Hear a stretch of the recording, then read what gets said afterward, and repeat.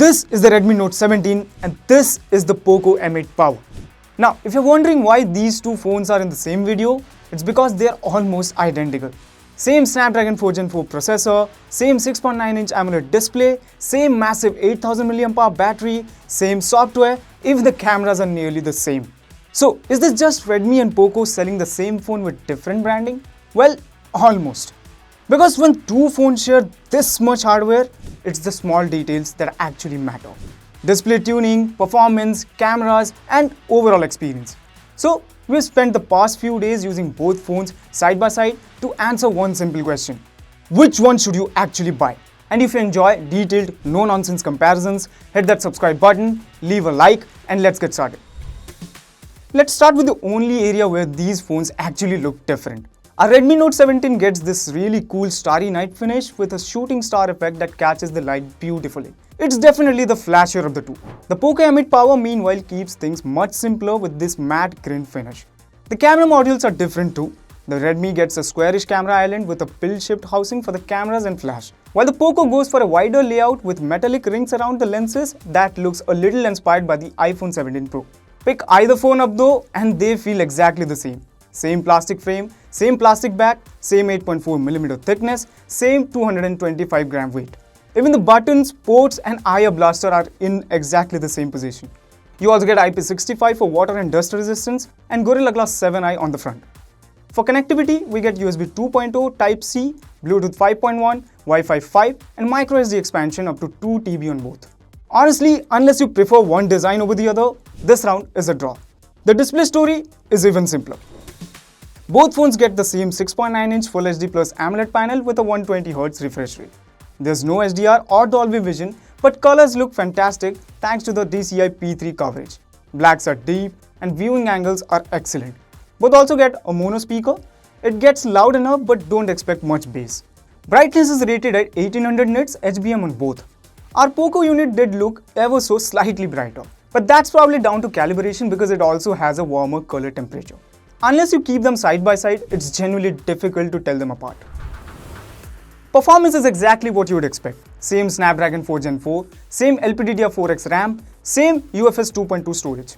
I've been using the same variant on both and in everyday use, they are virtually identical. But benchmarks do show tiny differences. The Redmi scores 6.35 lakh in AnTuTu compared to the POCO 6.28 lakh. Geekbench slightly favors the POCO, especially in the multi-core test. And the same goes for 3D Mark, where it posts slightly better loop scores. I think that's because Redmi isn't pushing the 4 Gen 4 chipset that hard. But honestly, you'll only notice that on a benchmark chart. Gaming tells the same story, BGMI and COD Mobile both tops out at 60 FPS. And even after longer sessions, I couldn't find any meaningful difference in frame rates or temperature. Software is another dead heat. Both phones ship with HyperOS 3 based on Android 16. The layout, features, animations, and customization options are practically identical. Even the amount of pre-installed apps and system ads is more or less the same. You also get the same AI features including AI summaries, AI photo editing, and Google Gemini. Software support is identical too, with 4 years of Android updates and 6 years of security patches.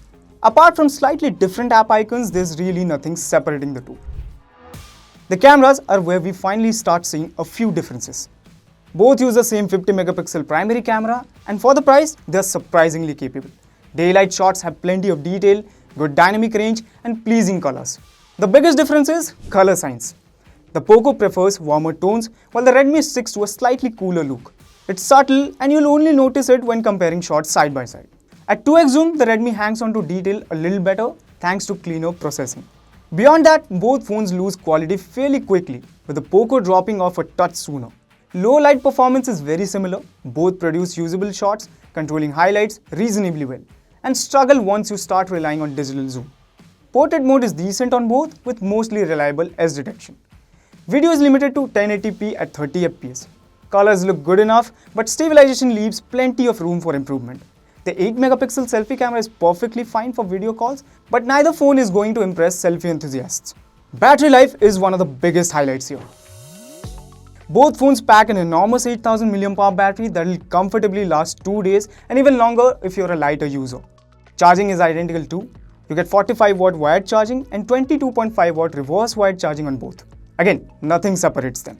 So, which one should you buy? Well, there are two ways to go about this. First, you buy the brand. Had a great experience with Redmi? Go for the Note 17. Love POCO for some reason? Go for the M8 Power.